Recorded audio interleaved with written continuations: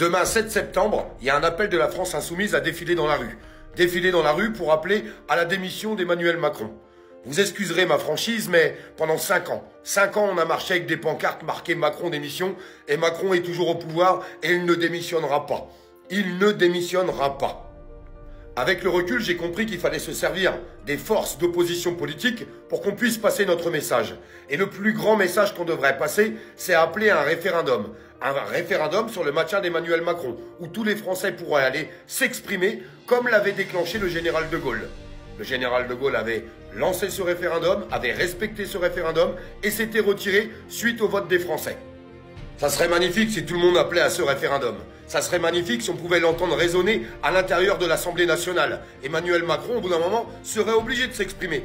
Car si on l'entend à l'intérieur de l'Assemblée nationale, forcément, nos médias finiront par en parler.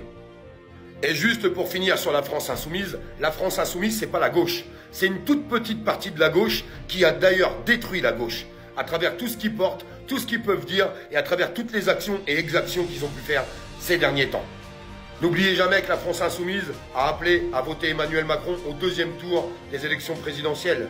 N'oubliez jamais que la France insoumise s'est associée à Emmanuel Macron pendant les législatives pour qu'ils puissent sauvegarder leur poste, jusqu'à enlever leur candidat face à Elisabeth Borne. C'est une véritable honte.